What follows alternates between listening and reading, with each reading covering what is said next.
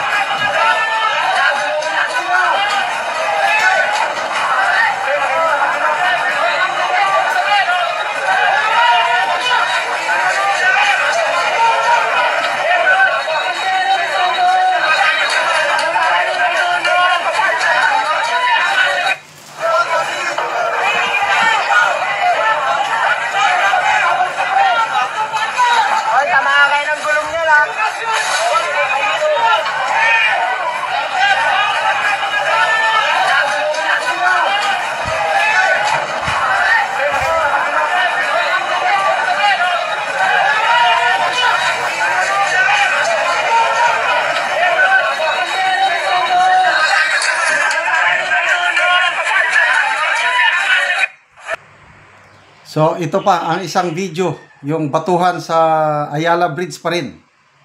Talagang may nanggugulo. Yes, kasalukuyan na ngayon na nagkagulo dito sa bahagi ng Ayala Bridge, ano? At ngayon nga ay makikita mo nagliliparan yung mga bato at bote, ano? Habang ito ang ating mga pulis naman ay nakakover gamit ang kanilang shield, ano? Ayan, kung makikita nyo. Kanina ay may sinugod na rin sugatang pulis. So ngayon, umaatras itong ating mga kapulisan. Pero yung ating frontliner, itong CDF, ay patuloy sa pag-cover. Nagkalat yung mga bato rito at bote. Samantalang patuloy na naka-deploy itong mga pulis, ano, at gamit yung kanilang shield. Nais nitong ilang grupo ng kabataan na makapasok dito sa bahagi ng Ayala Bridge patungo naman doon sa Mendiola, pero sila ay mahigpit na pinipigilan.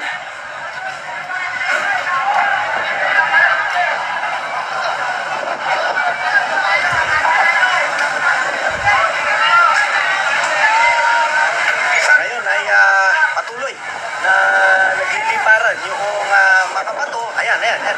Yung bato. Mga bote, ano? Pero hindi natitinag itong Manila Police District.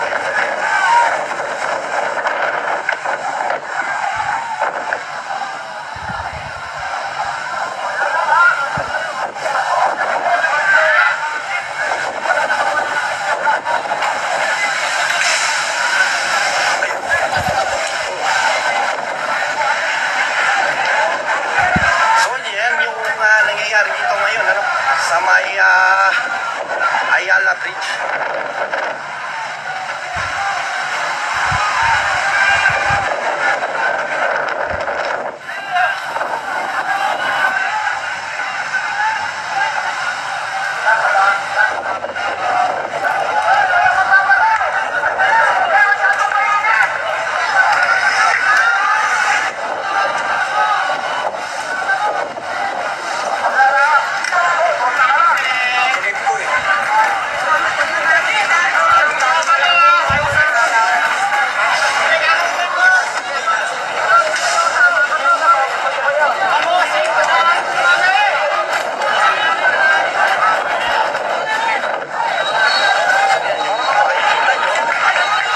Yan yung manambabato.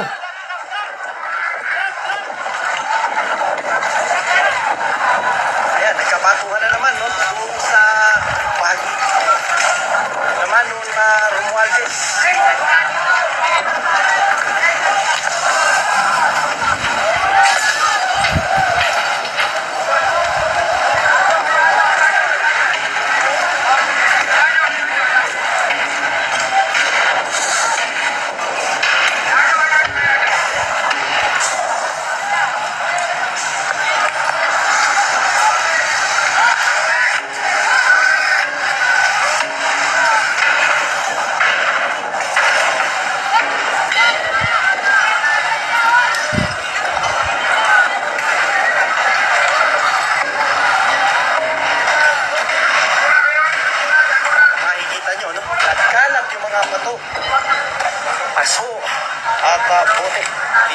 sa bahagi ng Ayala Bridge. Ngayon ay lumipat itong mga kabataan dito sa may bahagi ng Romualdez. At dito naman ay nagkakaroon na rin ng batuhan.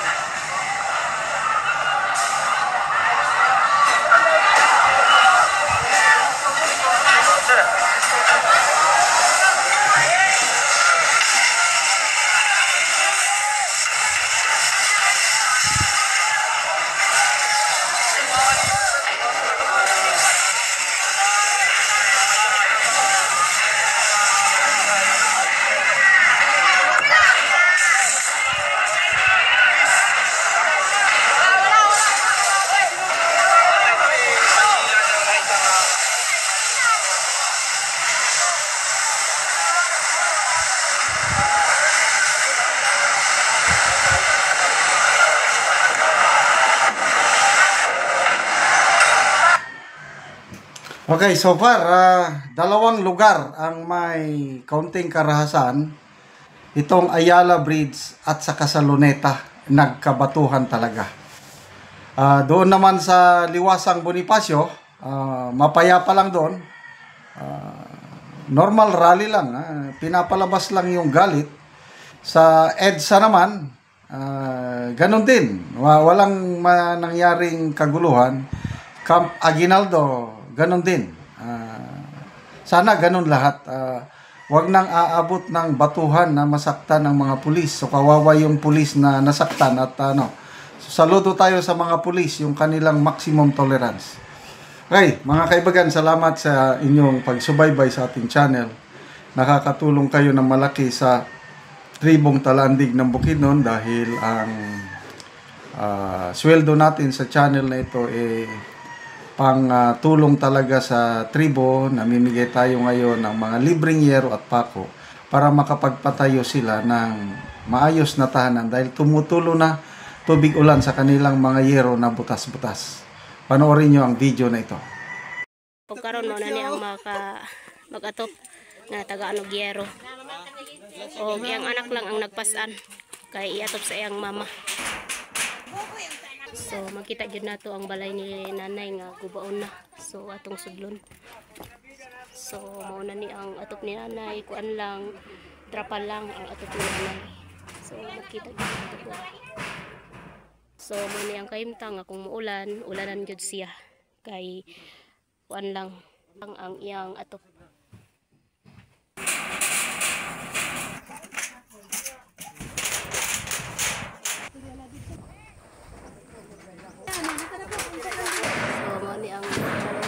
Karaan. Kita gini mo nga trapal lang. Ipaisag unang kakanal lang ng kakanal. Yan.